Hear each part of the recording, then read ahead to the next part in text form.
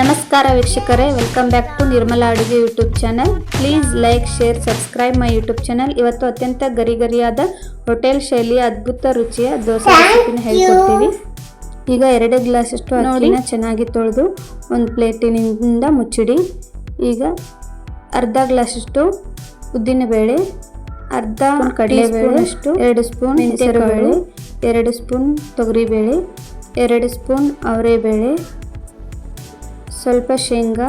ಈ ಎಲ್ಲವನ್ನು ನಾವು ಚೆನ್ನಾಗಿ ತೊಳೆದುಕೊಳ್ಳಬೇಕು. ಎಲ್ಲ ಬೇಳೆಗಳನ್ನು ಹಾಕೋದ್ರಿಂದ ನಮಗೆ ಪ್ರೋಟೀನ್ ಸಿಗುತ್ತೆ. ಹಾಗೆ ಹಿಟ್ಟು ಚೆನ್ನಾಗಿ ಈಗ ಇದನ್ನು 6 ಗಂಟೆಗಳ ಕಾಲ ನೆನೆಸಿದನ್ನು 6 ಗಂಟೆ ಮಕ್ಕಳಿಗೆ ತುಂಬ ಇಷ್ಟ ಆಗುತ್ತೆ. ಅಕ್ಕಿ ಮತ್ತು ಬೇಳೆಯನ್ನು ಎರಡನ್ನು ಮತ್ತೊಂದು ಸಾರಿ ನೀರಿನಲ್ಲಿ ಚೆನ್ನಾಗಿ ತೊಳೆಯಿರಿ. ನೋಡಿ, ಉದ್ದಿನಬೇಳೆ ಎಷ್ಟು ಚೆನ್ನಾಗಿ ನೆಂದಿದೆ. ಎಲ್ಲ ಕಾಳು ಬೇಳೆಗಳೆಲ್ಲ ನೋಡಿ ಬೇಳೆ ಚೆನ್ನಾಗಿ ನೆಂದಿದೆ. ಈಗ ಅಕ್ಕಿ ಮತ್ತು ಬೇಳೆಗಳನ್ನು ಈಗ ಚೆನ್ನಾಗಿ ಮಿಶ್ರಣ ಮಾಡಿದ ಮೇಲೆ ಒಂದು ಜಾರ್ಗೆ ಹಾಕಿ ಈಗ ಚೆನ್ನಾಗಿ ಗ್ರೈಂಡ್ ಮಾಡಿ. ನೋಡಿ, ಸ್ವಲ್ಪ ಈ ರೀತಿಯಾಗಿ ಗಟ್ಟಿಯಾಗಿ ಏನಾದರೂ ಬಂದರೆ ಸ್ವಲ್ಪ ನೀರನ್ನು ಹಾಕಿ ಮತ್ತೆ ಗ್ರೈಂಡ್ ಮಾಡಿ. ಈಗ ಇದನ್ನು ಒಂದು ದೊಡ್ಡ ಪಾತ್ರೆಗೆ ಸರ್ವ್ ಮಾಡಿ. ಚಿಕ್ಕ ಪಾತ್ರೆಯಲ್ಲೇ ಹಾಕಬೇಡಿ, ಯಾಕೆಂದರೆ ಹಿಟ್ಟು ರಾತ್ರಿ ಇಡೀ ನೆನೆದ ಮೇಲೆ ಉಬ್ಬಿದ ಮೇಲೆ ಜಾಸ್ತಿ ಆಗುತ್ತೆ, ಚೆಲ್ಲೋ ಸಾಧ್ಯತೆ ಇರುತ್ತೆ. ಹಾಗಾಗಿ ದೊಡ್ಡದಾದ ಒಂದು ಪಾತ್ರೆಯನ್ನು ತೆಗೆದುಕೊಳ್ಳಿ. ಈಗ ನೋಡಿ, ಇಷ್ಟು ದೊಡ್ಡ ಪಾತ್ರೆ ಇದ್ದರೆ ಓಕೆ.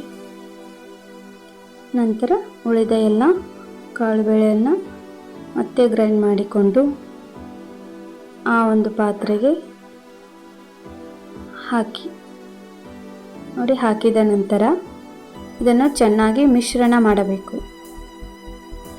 ಹೀಗೆ ಕಲಿಸಿರಿ. ನೋಡಿ, ಈ ಒಂದು ಹದಕ್ಕೆ ಬಂದರೆ ಸಾಕು.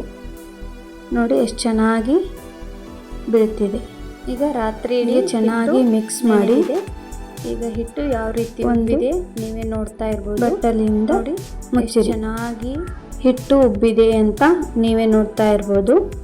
ನೋಡಿ, ಈಗ ಇದನ್ನು ಎಲ್ಲವನ್ನು ಚೆನ್ನಾಗಿ ಮಿಕ್ಸ್ ಮಾಡಿದ ನಂತರ ಇದಕ್ಕೆ ರುಚಿಗೆ ತಕ್ಕಷ್ಟು ಉಪ್ಪನ್ನು ಸೇರಿಸಿದ ನಂತರವೂ ಹೀಗೆ ಚೆನ್ನಾಗಿ ಮಿಕ್ಸ್ ಮಾಡ್ತಾ ಇರಬೇಕು. ನೋಡಿ, ಇದೇ ರೀತಿಯಾಗಿ ಮಿಕ್ಸ್ ಮಾಡಿ. ಈಗ ದೋಸೆಯನ್ನು ಹಾಕಲು ರೆಡಿಯಾಗಿದೆ. ಈಗ ಒಂದು ಕಾದಿರುವ ಹಂಚಿಗೆ ದೋಸೆನ ಹಾಕ್ತಾ ಇದ್ದೀವಿ.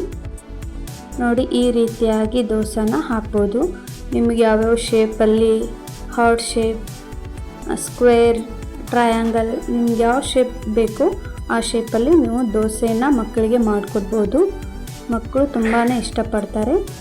ಈ ರೀತಿಯಾಗಿ ಹಾಕಿದ ನಂತರ ಸ್ವಲ್ಪ ನಾನು ಬೆಣ್ಣೆನ ಯೂಸ್ ಮಾಡ್ತಾ ಇದ್ದೀನಿ. ಬೆಣ್ಣೆನ ಮನೆಯಲ್ಲೇ ಹೇಗೆ ಮಾಡೋದು ಅಂತ ನನ್ನ ಒಂದು ಯೂಟ್ಯೂಬ್ ವಿಡಿಯೋದಲ್ಲಿ ಅಪ್ಲೋಡ್ ಮಾಡ್ತೀನಿ. ಈಗ ಬೆಣ್ಣೆ ಹಾಕಿದ ನಂತರ ಈಗ ಒಂದು ಕಡೆ ಬೆಂದ ನಂತರ ಮತ್ತೆ ಹೊರಳಿಸಿ. ಈಗ ನೋಡಿ, ಅತ್ಯಂತ ಗರಿಗರಿಯಾದ ದೋಸೆ ಸವಿಯಲು ಸಿದ್ಧ. ನೋಡಿ ಎಷ್ಟು ಚೆನ್ನಾಗಿ ಬಂದಿದೆ.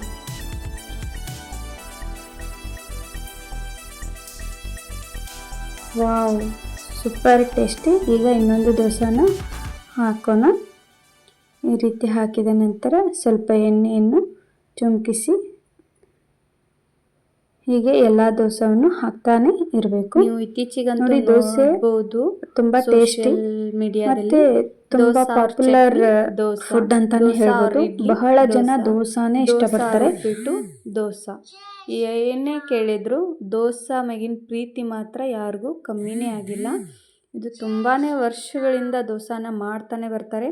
ನಮ್ಮ ಅಜ್ಜಿ ಅಮ್ಮ ಎಲ್ಲ ದೋಸೆನ ತುಂಬ ಪರ್ಫೆಕ್ಟ್ ಆಗಿನೇ ಮಾಡ್ತಾಯಿದ್ರು.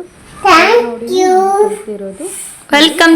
ರುಚಿಕರವಾದ ದೋಸೆ ಸವಿಯಲು ಸಿದ್ಧ.